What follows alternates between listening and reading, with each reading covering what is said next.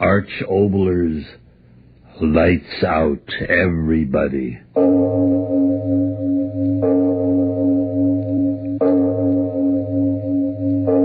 It is later than you think.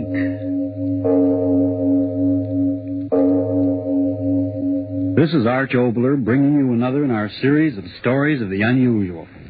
And once again we caution you, these lights out stories are definitely not for the timid soul. So we tell you calmly and very sincerely, if you frighten easily, turn off your radio now.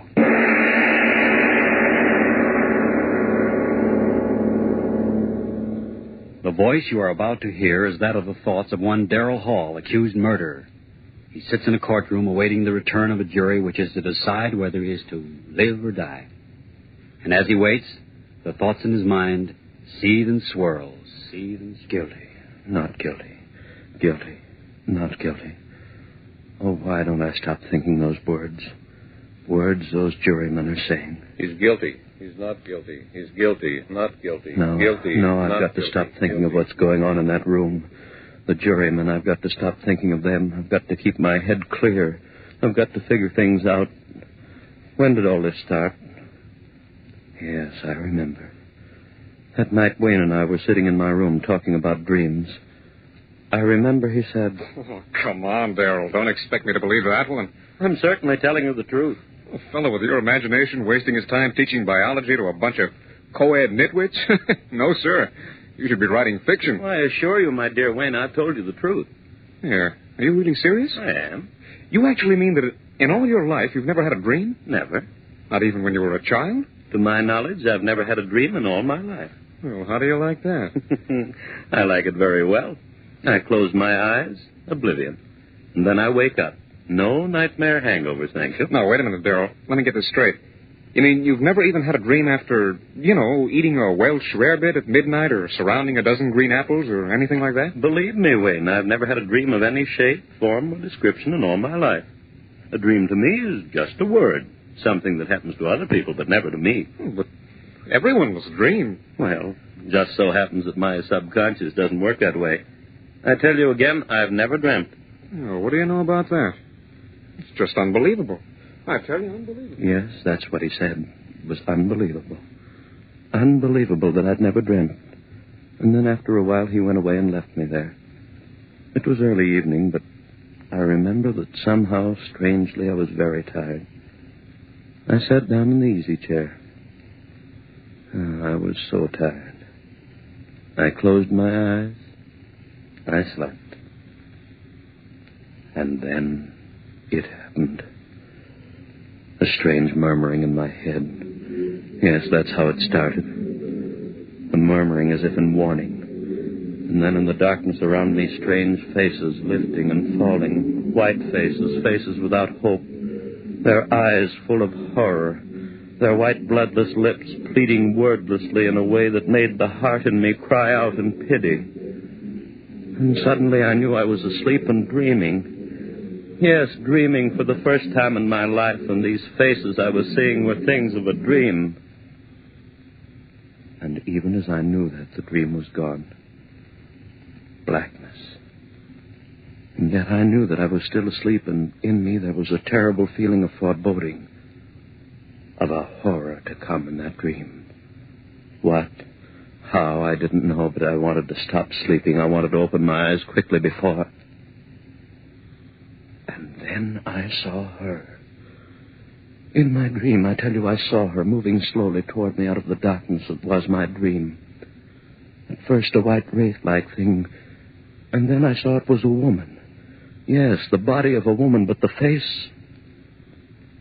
That face... Gross. Unclean. The thick, bestial brows. The wrinkles of... The lecherous writhings of thin crimson lips that lifted from teeth bright and pointed and flecked with blood. Closer, closer to me, and then she spoke.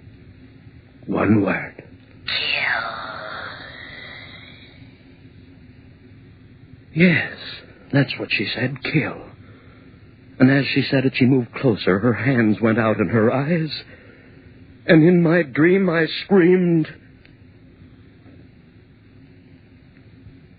I awoke. I remember just at that second the clock on the mantel began striking. 5, 6, 7. I counted each chime in happiness, since the hearing of it meant that I was awake out of the horror of that dream. When the clock had stopped chiming, I sat there. My one thought was, if that's dreaming, may I never dream again. I heard a sound. What was that? I sat still, afraid to move. And then I laughed. It was my own heart. My own heart still pounding with fright at what I had seen in my first dream. Oh, why do I sit here thinking of what has been? The jury in there, they've got to hang me, got to hang me. He's guilty, not guilty. No, Guilty, no, I mustn't guilty, think of them. Better guilty. to keep my thoughts on how it all started. Better to figure things out. Where was I? Yes. Sitting there, listening to the beat of my heart, thinking of the horror of that dream. And then suddenly that wordless, pitiful murmur I heard in my dream was whispering in my head again. As quickly as it began, it was gone. How could this be? I was awake. This was no dream. Then why had I heard that same sound that had come from those pitiful white faces that had floated before me while I slept? Why? I heard it, a sound behind me. Who? Yes, my friend Wayne, it must be. He come into the room standing behind my chair thinking I was asleep. I turned around and I said, Wayne, is that you? Why? Ah! Yes. I screamed. I screamed so loudly there was blood in my throat. For it was she again, that woman out of my dream. But this wasn't a dream. She was standing there, I tell you, she was standing there close to me, looking at me, and those devil's lips said that one word. Kill. I jumped to my feet. No one in the room, no one. I tell you, I remember standing there, my head reeling. Who was she? Where had she come from? But there was no one in the room. Had there been anyone there? I didn't sleep that night. And by morning, I had it all figured out. 2 dreams, that's what it had been. And the second had been more vivid than the first. Yes, of course, I had never dreamed before, and of course my first dream would seem reality. And yet, some measure of uncertainty remained with me. Mary saw it in my face when I had dinner with her that night. I remember she said... Gerald, do you mind if I ask you something? What a question. Of course not. Is there something wrong? You mean with the dinner? Why, you know this is my favorite restaurant. With you, dear. Has something gone wrong at the university? Why do you ask that? The worry in your eyes. Oh? What is it, dear? Oh, nothing important. Changed your mind about loving me? Mary. Oh, then tell me what it is, please. All right. It's really nothing to concern yourself over, just a dream. Dream? Darrell, you dreamt? Yes, last night. Oh, how marvelous. Now you're normal even when you sleep. That's right, isn't it? I'm back to normalcy, am I not? Oh, and here I thought from the expression on your face that it was something really important. Oh, yeah, it's funny, isn't it? And I suppose in your first dream you dreamt of the glorious, seductive woman? Well, didn't you? No, Mary. Oh, so you had a nightmare. If you don't mind, let's not talk about it anymore. Shall we have our dessert now? I suggest the hot green apple pie with cheese and... Gerald, was it as bad as all that? Horrible. Oh, that's cruel. Your very first dream, an unhappy one. Oh, well, I'm sure that if you dream again, you've more interesting times ahead. Oh, Darrell, look at the time. 1 minute to 7, and we promised the Armstrongs we'd pick them up at 7:15. Darrell, what is it? Your face. Do you hear it? Hear what? You do hear it, don't you, the voices? Voice. Darrell, what are you talking about? Why, the people in this restaurant are most well behaved. Gone. Just the way it was before. Oh, Darrell, please. If it's a joke, please tell it to me. Daryl, what is it? What are you staring at? What's behind my chair? What's there? Daryl, tell me what. Daryl, the table. Why did you throw over the table? Daryl, what is it? What is it? Why did you scream? Why?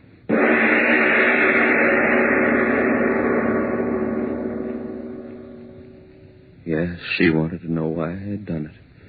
Screamed, thrown over the table. They all wanted to know. But how could I tell them?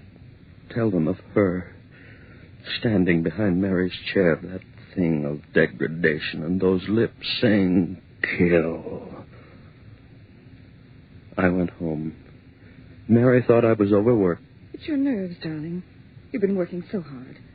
Go home and rest, darling. That's all you need. Rest. What good was rest? I had to reason things out. All my life I'd lived with reason, and now this horror. Hallucination. Yes, that was it. I had been working hard. They paid so little at the university and expected so much.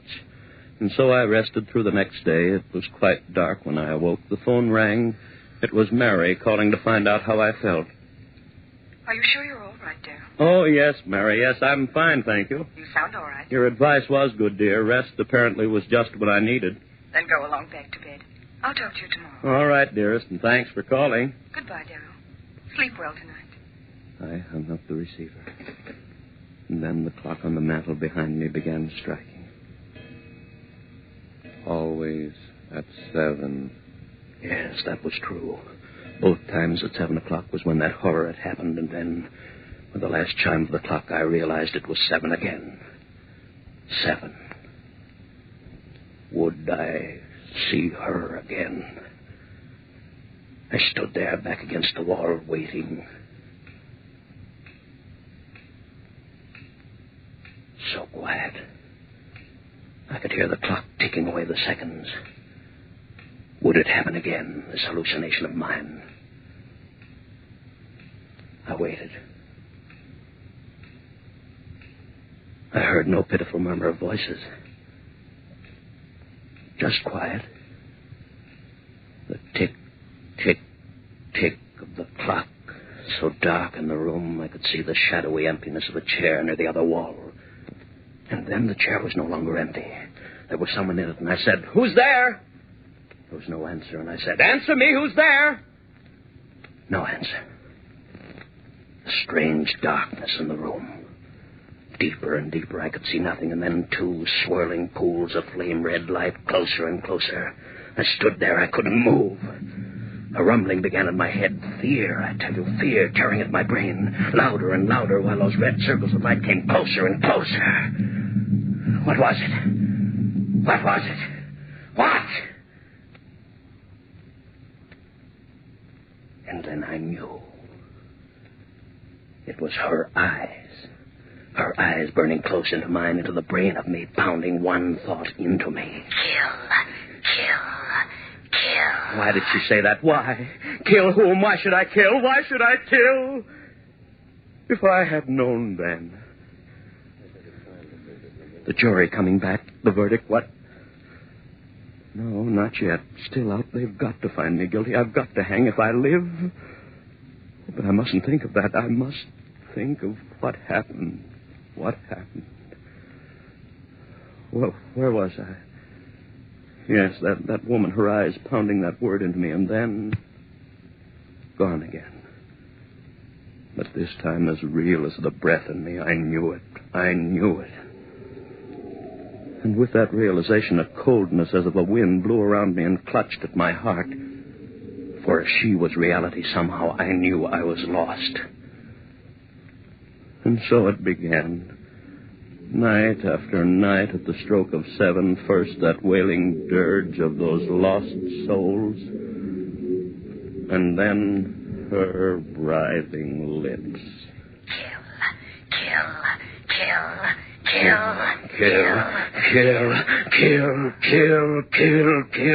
Those words began pounding in my head so that even when she wasn't there, I heard them. I hid in my rooms. I didn't go out. People would see this madness that had come over me. I went nowhere. And soon I knew they were talking of me, my friends. I tell you, I don't know what's come over Darrell. Hides in his rooms, won't even talk to me. Something is wrong. Very wrong. And Mary. Please, Darrell. You've got to let me see you. Just talking over the phone. Oh, Darrell, what's wrong? What's wrong? And night after night, the horror of... And the greater horror of... Kill.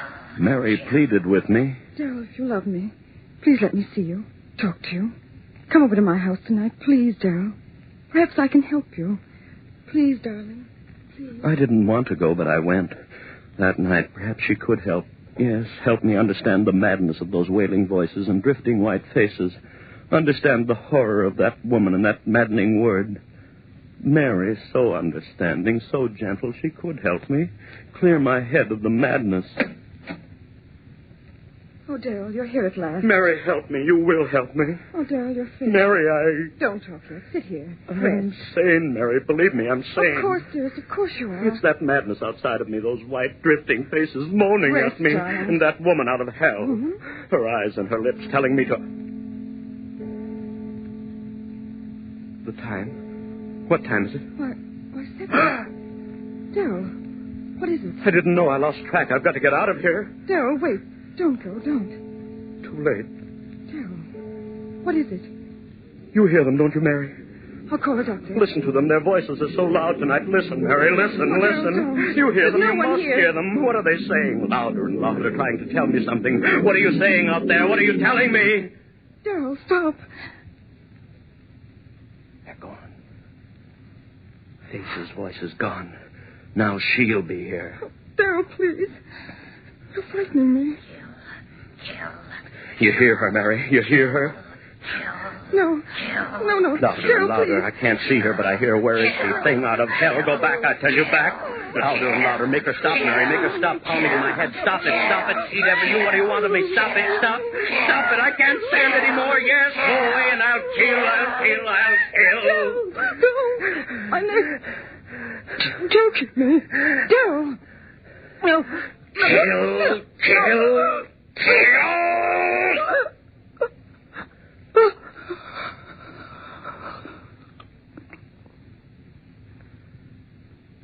Mary.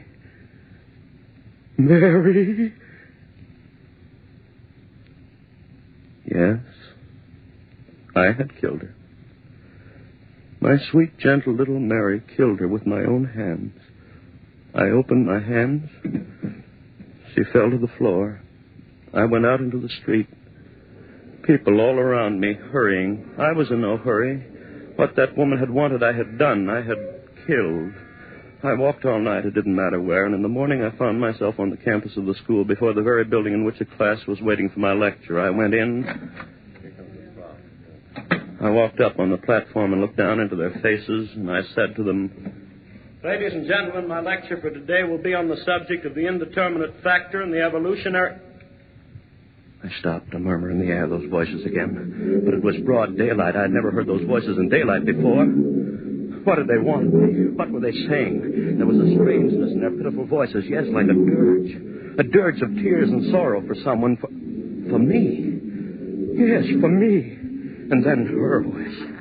Laughing, triumphant. And then I understood. For the first time I understood everything. She had triumphed over me. That was why those lost souls were wailing a dirge over me. I was hers. Hers forever. I turned and ran out of there like a madman. Ran, and as I ran, those voices of the damned were talking to me. You are doomed as we are doomed. As all who murder are doomed. We listened to her and murdered. Now you are one of us. No peace for those who murder, no rest through all eternity. No rest for those who murder. Through all eternity. I covered my ears with my hands as I ran. No use. I heard them. Only one hope for you, man. One hope. Expiate your crime. On the gallows. Pay for what you have done. Die on the gallows, and you shall have rest. One hope, man. One hope. So that was it. If I paid society for my crime, she would fail. I would be free of her, that thing, that essence of evil, that siren who called men to murder her so that their souls would be slaves to her for all eternity. Yes, I would pay for my crime. I ran on back to Mary's house. Yes, I would pay, and gladly with my life to have peace and the rest of oblivion. I went back into the house. Yes, Mary was still there. Cold. I lifted her. Those same hands that had crushed the life out of her lifted her and carried her out into the sun. My eyes were so filled with tears that I could hardly see where I walked. People began milling around me. Hey, look at that guy. He's got a woman in his arms. Where's he carrying her? Hey, she must have fainted. No, look. She's dead. Who killed her? Hey, who killed her, mister? Who killed her? I did. I killed her with my own hands. I killed her, and please, I want to die for that. And then the trial. My friends, they wanted to save me. Clever attorneys, insanity commissions, and twists of the laws. But I wanted to die. I tell you, I had to die. If they set me free, if I lived and died as most men die, whose death they call a natural one, then she would have me. No, I want to hang by the neck until dead. I want that noose around my neck, the trap beneath my feet. The jailer pulls the switch. My feet dancing in air, the noose murdering me the way my hands committed murder. Oblivion. And I'd be free of that horror with the writhing lips and the blood-stained teeth. The jury, they're coming in. Guilty. They've got to find me guilty. Guilty, find me guilty. We, the jury, find the defendant guilty of murder in the first degree. Guilty! You hear that? You sing the devil guilty! And they'll hang me by the neck until dead, and I'll be free of you. I'll have my peace. You failed. You dreamed. I'll pay for my crime. You'll never get me. You'll never get... Hey, he's fainted. The defendant's fainted. Get a doctor, someone. Ambulance. Call an ambulance. It's no use. This man is dead. Heart attack. Holy.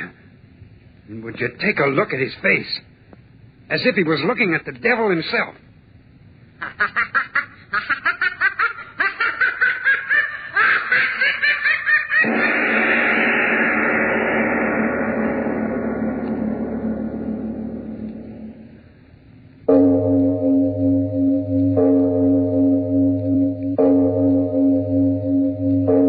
It is later